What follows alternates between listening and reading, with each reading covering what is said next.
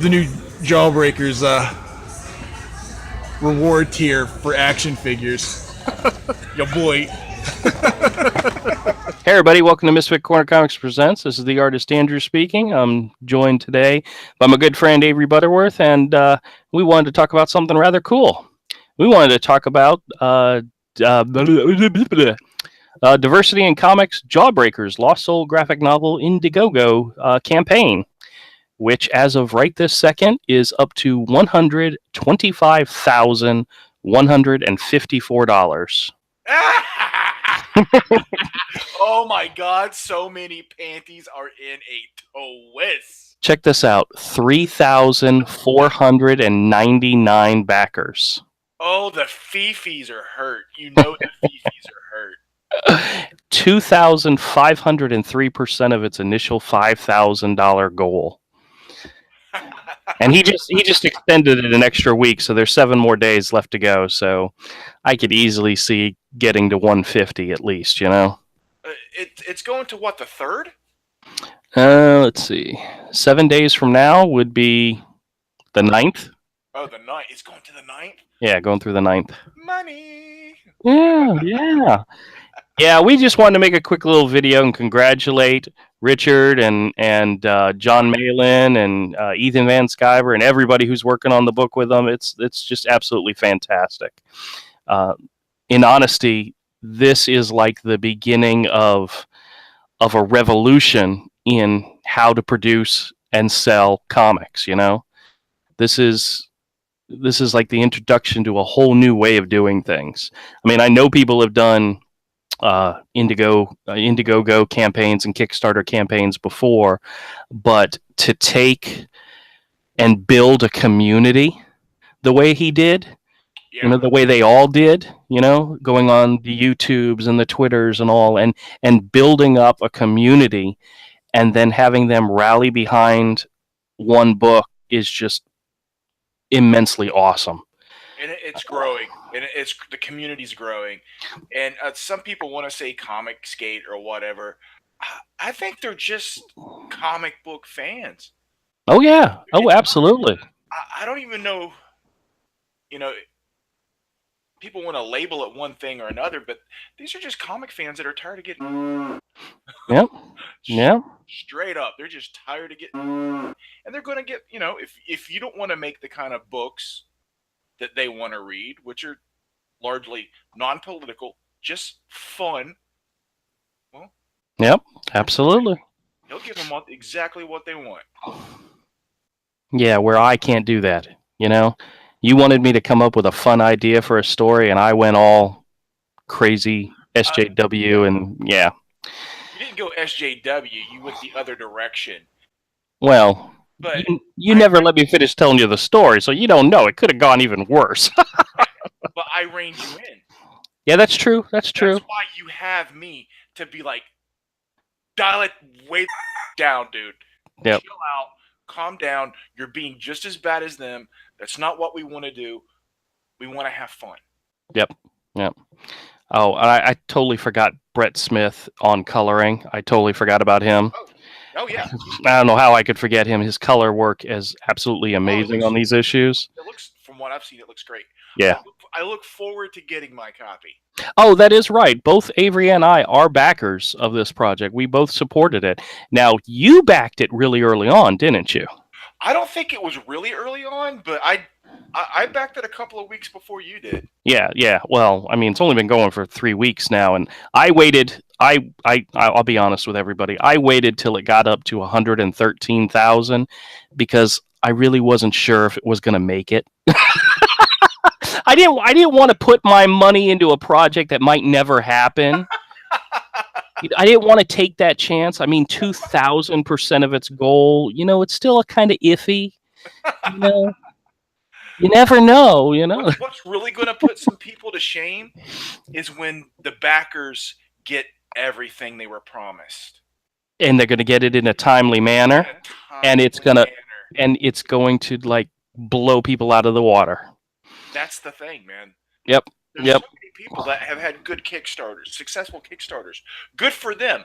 I was genuinely happy for them, but then they just sort of noped out on giving people what they asked for, what they paid for. I've heard too many horror stories of people investing in these Kickstarters and these Indiegogos, and then they never see it, or when they do see it, it's years later. Yeah. That to me, I never ever want to get in that situation. So I think the thing is, though, it seems a lot of people are extremely understanding if you're a little late. oh yeah, and communicate, and simply communicate. Just like if you're going to be like a month or two late, be like, yo, hey, we way underestimated, blah blah blah. It's going to be a little late. Just tell them. Yeah. They're people are incredible. People can be incredibly generous with their money and their patience and their time if you're just straight up with them. Yeah. The thing that scares me and really does concern me about this entire endeavor is how much press and coverage and talk outside of the community it's getting, which is absolutely nothing. Except to throw a little shade, which doesn't seem to stick.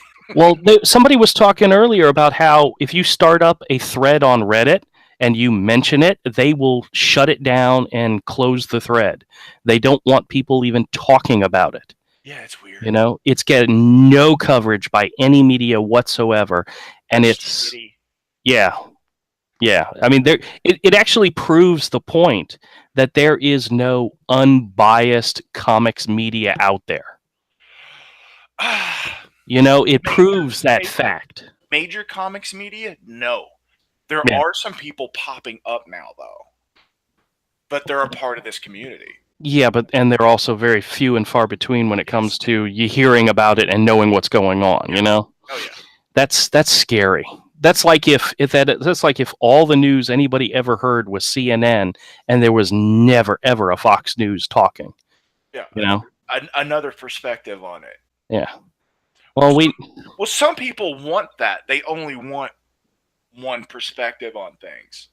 They only want to hear one side of the story, and they don't really care if it's all that factual or not. Yeah. And they won't accept the fact that the station they watch lies. Here's a kicker for you, people. They all lie. Yeah. Well, it's like I have a story, but it's political, and I don't really want to tell it. But it's scary how much media will focus on one view and one view only.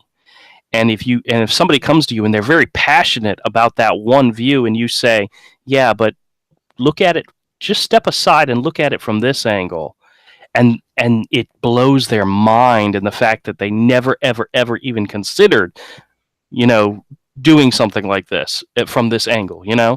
And I really think this is revolutionary. I mean, I don't want to throw that word around like that. That's like throwing around the word genius. I don't think it's genius, but I think it's definitely clearing a path for a way of doing things that hasn't been done before. And what's scary is I don't think anybody in the comic book creating community, the Image Comics, the DC, the Marvel, they're not even going to pay attention to it. They're not even going to see this as a positive thing. Yeah. You know? That part's true, yes. Where you and I are thinking, oh my God, this could be awesome. This is the way to do it. You build up the audience, you get people excited, you give them something that they want, and it's successful. And you talk to them like a person.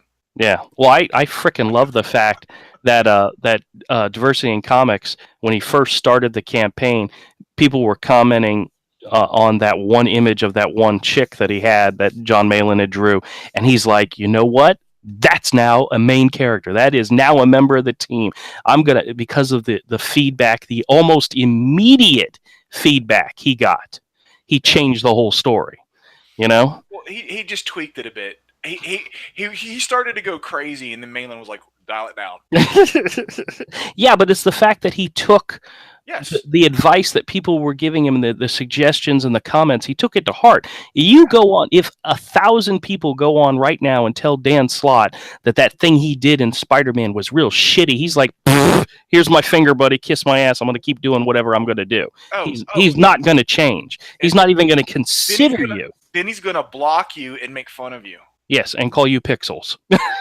Because he's done it. He's proven that that's what he does, you know? It's insane. Insane. I've seen plenty.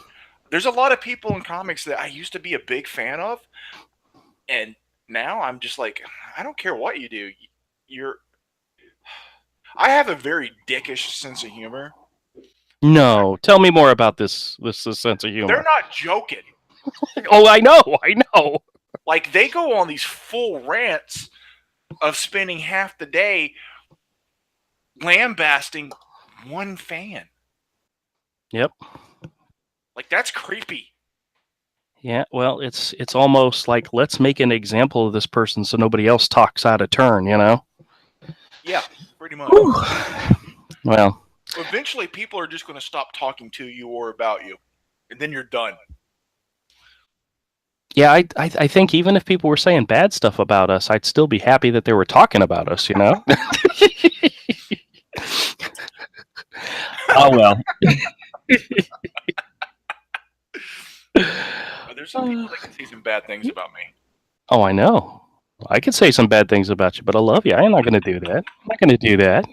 Yeah, but we say bad things to each other's face. Well, that's because we're guys and we can take it. We can handle it. That's one of the things that I tried to impart on Michael when you and I hung out with him, is that, you know, time to time, guys will, you know, jab each other. They'll make fun of them, and they'll insult them as hard as you absolutely can, but know that it came from a true place of love, and you know, I'm no matter what, I'm still standing right next to you, you know? Yeah. Instead of being butthurt and go hiding in a corner, you know? True that. And he has gotten some of your dickish sense of humor sometimes, and I hate to say it, but has rubbed it in my face from time to time, because he'll slam me in a way that I look at him and go, Avery, is that you?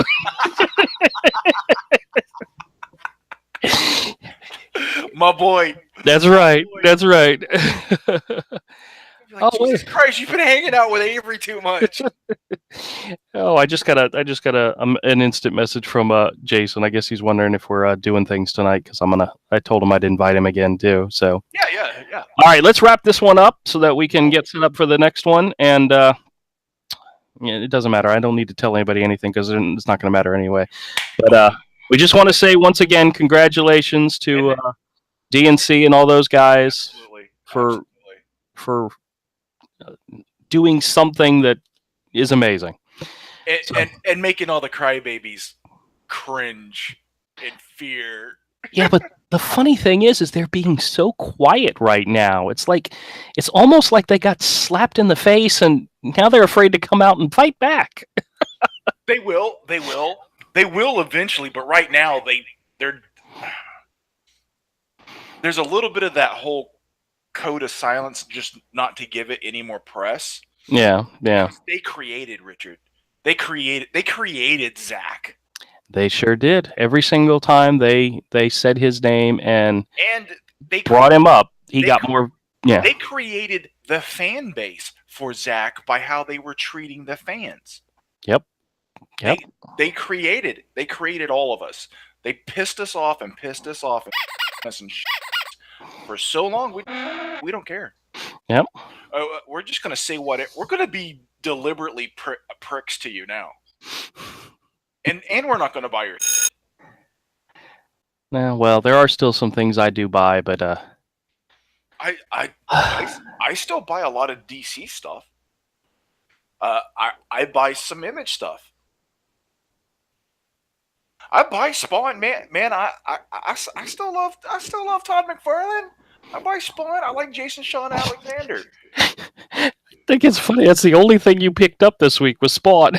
It's the only thing that came in on my pull. Was Spawn. I got a stack of stuff. I got Coda #1 from Boom. I got Death and or Glory #1 from Image. I got Curse of Brimstone, which Avengers #1, and I picked up that 25-cent DC Nation thing. I got to read all these and review them. I'm looking forward to it, but hey, it wasn't Doomsday Clock didn't come out. There's no No, it's Batman not. White Knight. no Mr. Miracle. I know. Miracle. I'm buying all those. I'm buying the Terrifics. I'm picking up. I really like Silencer. Oh yeah. Hey, what did you think of the artist on the newest issue? I know we're getting off subject, but I haven't looked at last week's books yet. oh, okay. I really want to. 2 weeks behind in going through what I bought over the past 2 weeks. Oh man, get on it, man! Get on it.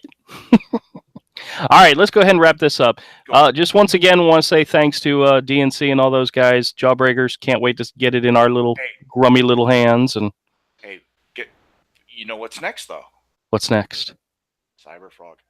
Oh yeah. Oh. I'm back in that one too, buddy. That's going to be awesome to watch and see what happens with that one. Oh, dude, I hope he shares a lot of the art as he creates it, dude, for that book. Oh yeah. It does a lot of drawing videos, man, of him working on those pages. It's just going to increase the hype. It's going to be like the sickest, most like detailed he's ever done. It's just going to. There's going to be a passion involved in those pages. Yeah. So yeah, it's gonna be pretty. It's gonna be dope. All right. Well, all right. I'm stopping the broadcast and let's get set up for the next one. Later, everybody. Bye. And if you like what you see here, hit the subscribe button, hit the bell for notifications, and join us again. Our goal is to provide YouTube with daily content, comics, toys, movies, art, and much more. Let us know what you think. Leave us a comment. We want to hear from you. If you'd like to learn more about our original kid-friendly action-adventure series Hero, check it out at misfitcorner.com. Thanks again for tuning in.